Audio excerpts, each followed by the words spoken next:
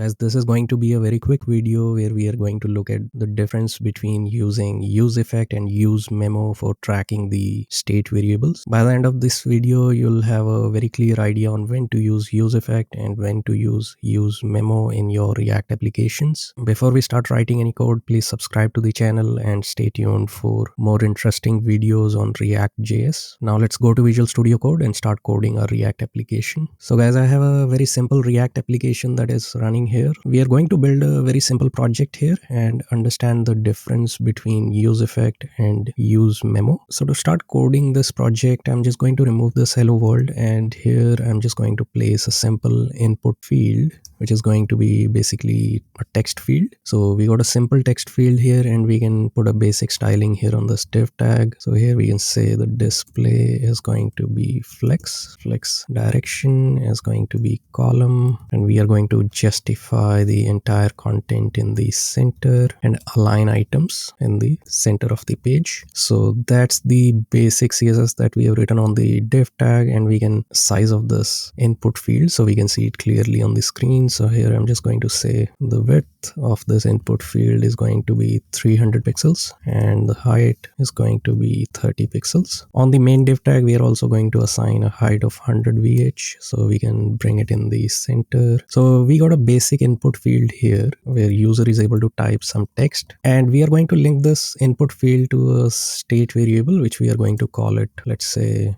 a filter. So we are going to create a state variable here, which is going to be filter comma set filter, and this is going to be a empty string by default. And whenever user is going to make any changes on this input field, so we are going to say on change, we are going to be taking that value from the event and set our filter to event.target.value. So basically by doing this, we are saving whatever user is typing into this input field. We are saving it into our state variable, that is filter and set filter. And we are also going to create a simple array here, which is going to be, let's say, items comma set items, and this items is going to be using a use state. This is going to be an array of strings, and in the strings we can put some text here. Let's say it's a string of 3 items: apple, orange, banana. So this is just a random list of items that we have here. We are also going to create one more state here, that is going to be filtered items, and this is going to be set filtered items, and by default again this is going to be like a state variable, and this is going to be empty array. So here after the input field, we are going to display all the items by saying items dot map. For every item we are going to return a div tag here, and this div tag is going to display whatever the item is. We can wrap it under div tag and give it a little bit of styling. Probably we can give a styling here on this div tag. So here we can say that the font size of this is going to be 40 pixels so we can see it clearly on the screen. So basically we got an array of items that we are displaying it here by using this JSX. So now what I want is when user is going to type something here, let's say user types apple here, so this list should get filtered based on the user input, and we are already saving the user input into our state variable, that is filter. So we are going to be using this filter to evaluate this filtered items. So basically here I do not want to show all the items, I just want to show the filtered items which are going to be evaluated based on the user input. How we usually do this is we basically use a useEffect, and whenever this component is going to render initially, we are going to evaluate a filtered items by saying let filtered items is equal to. So basically we are going to take these items and filter and say that out of these items we are going to return the items where item dot includes filter. So basically we are going to be returning only the items which contains the user input. Let's say user is going to type A, so if my item contains A, we are going to return it. So that's what this logic is, and in the end we are going to set our filtered items to filtered items. And if we refresh this application now, we are going to see all the items here because the filter is basically empty string by default. So what we are going to do here in this use effect is we are going to track this state called filter. So I'm just going to put it as a dependency here as a filter. So whenever this filter, which is basically the user input, is going to change, the filtered items are going to change based on this logic. So let's say if I enter P here, our filtered items are changing. We are looking at only the items that contains the word P. So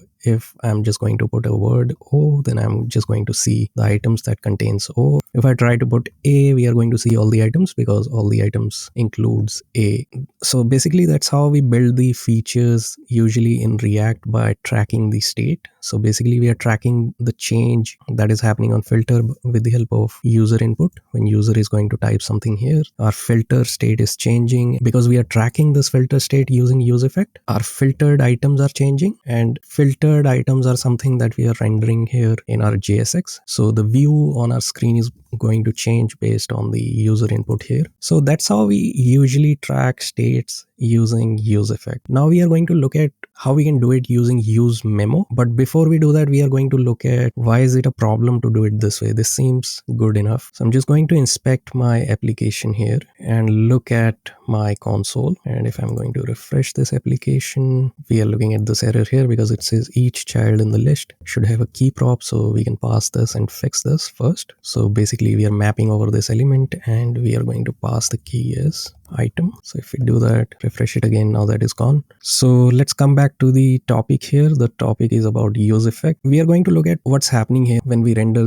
this page by refreshing the application, what exactly is happening here. And to understand that, I'm just going to console log my filtered items. So if I console log my filtered items here and clean this console, refresh my application again. So what exactly is happening here is it's leading to two renders. By default in dev mode, React renders everything twice. So if we see 4 renders here, that means in the production mode, it's going to lead to 2 renders. So as soon as the page loads, we can see that the filtered items is blank because we initialized this filtered items with a blank array. And after the render, this useEffect runs and it changes the filtered items based on this logic that is written here. And if we clean this and we try to type something here, we can see that the 2 renders are happening again. So here when we enter anything into this input, our 2 states are changing. One is the filter that is changing, and because we are tracking the filter, and useEffect is also changing this state, that is filtered items. So because 2 states are changing, so every time we make a change here, the application has to render 2 times. To make the change visible on the screen, it has to render 2 times. But the idea here is to minimize the amount of renders that happen on this application to improve the performance. Only way to do that is to reduce the number of states that are changing here. So if we want to achieve the same result, but we don't want to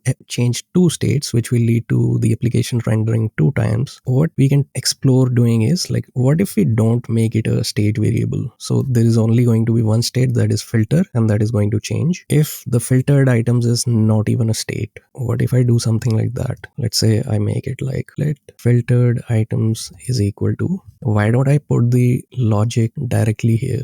And we are going to comment this useEffect for now. So basically we are now creating filtered items as a normal variable, not as a state variable, because we want to reduce the number of states that are changing when user is making a change here. And now if we look at the console, if I am going to enter anything in the filter here, the component is rendering only once because there is only one state that is changing, that is a filter, and filtered items is not a state anymore. Now we have to question is this the right way to do it, or this is the right way to do it? So if I have to answer this question, the both ways are not correct. To find out what's the problem with this logic now, which seems to be correct, but it's going to lead to another problems, we are going to create another variable here that is going to be count and set count. Let's create it as a use state, and the initial value of this count is going to be 0. And under this input field, we are going to create a button. And when a user is going to click on this button, this is basically going to set the count to count plus 1.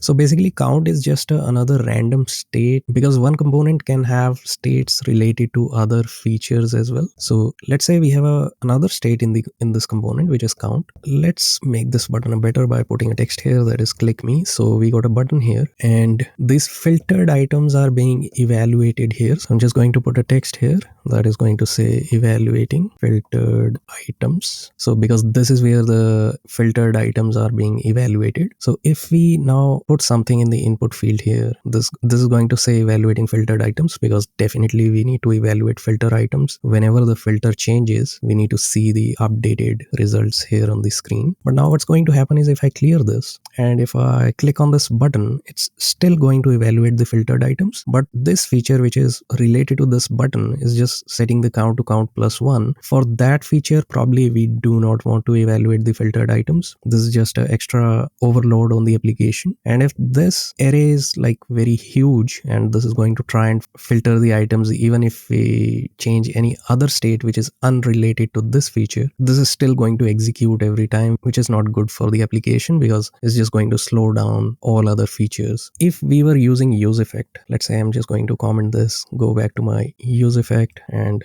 uncomment my useEffect again and bring back my state. So now we are back to where we were. Now if I do this, this is where the evaluation is happening. So I'm just going to cut this console log and put it here, because that's where it's going to evaluate filtered items. So if we were using useEffect, we are definitely getting a rendering problem, because it's again rendering 2 times. So if I'm going to put something here, it's again going to render 2 times, which is definitely a problem. But if I'm going to click on this, we don't see evaluating filtered items. So it's not, this feature is kind of disconnected with the input field, and this feature is not going to get impacted if this command is, let's say, is very computational and it's taking a long time to evaluate, which can happen if the array is like 100,000 items or something. So basically using a useEffect has its advantages here, because this filtered items is only going to be evaluated only when filter changes. It's not going to be evaluated when count changes. Now we understand that both ways are kind of not correct. So the better way to do that is, let's comment this useEffect, comment this state, bring back our basic variable here. Now we are back to where we were. Even if we click on this button, this command is definitely getting executed, but we don't want it to be executed unless the filter changes. So we are going to try and solve this problem by using useMemo. So we are going to wrap this command under useMemo. So here I'm just going to use useMemo function here, and I'm just going to put dependencies as filter. So this is going to run only when the filter changes, and I'm just going to put this logic inside here, and here I'm just going to say console log evaluating filtered items to test our theory. So here we have to put return to make it work. First we are going to check the re-rendering problems. So if I'm going to refresh this is only going to lead to one render, because there is only one state that is changing, which is good. And even if we make some changes to the filter, this is only leading to one render, and it's evaluating filtered items, which is good. It has to evaluate anytime the filter changes. But if I clear the console again, but this time if I click on this button, this part is not going to run. So it's not evaluating the filtered items unless the filter changes. So basically it's solving two problems. It's not leading to additional re-renders as it happens when we use useEffect. It is also solving the second problem. If we change any other state in the component, which is count, which is unrelated to the filter feature, this command is not going to be evaluated, and this is not going to lead to overloads on the application. So guys, I hope this is giving you a good understanding on when to use useMemo and useEffect. useEffect definitely has its place. As of now, all the evaluations are happening within the application. We are not interacting with any API. Let's say that it's an API operation. We have to fetch some API to fetch some data here. In that case, we are not going to be using useMemo. We are going to stick to useEffect, even though it's going to lead to re-renders, because useMemo can't be used to do that. useMemo can only handle the internal operations within the application. So basically, if we are fetching data, we just have to go with the useEffect.